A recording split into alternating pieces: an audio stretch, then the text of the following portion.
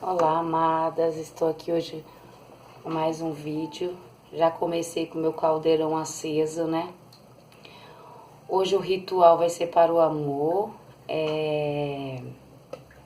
fogueira para o amor. No caso aqui eu estou usando o meu caldeirão, né? Para quem não tiver um caldeirão, olha como tá lindo, gente. Para quem não tiver um caldeirão, pode estar fazendo uma fogueira, né? E está jogando os links mágicos que pede. Então a gente vai usar o cravo e vai usar a canela em pau. E vai fazer a fogueira, se for no caldeirãozinho, eu gosto sempre de estar usando madeirinha virgem que não foi usada ainda, entendeu? Aí fica ao seu critério de que maneira você vai fazer o fogo, né?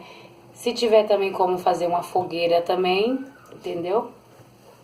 Esse ritual é o seguinte, gente, é para quem está procurando um amor, que está sozinha, e também para quem já tem um amor para fortalecer. Então é muito simples.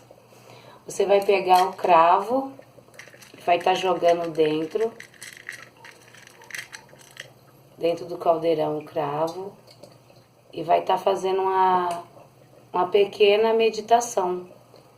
Se está sozinha procurando um amor, já vai mentalizar já você com aquele amor, encontrando já o amor. E para quem não tem ainda, faz isso. Para quem já tem um amor, mentaliza que vai fortalecer os laços amorosos de vocês. Então vai estar jogando o cravo, a canelinha em paus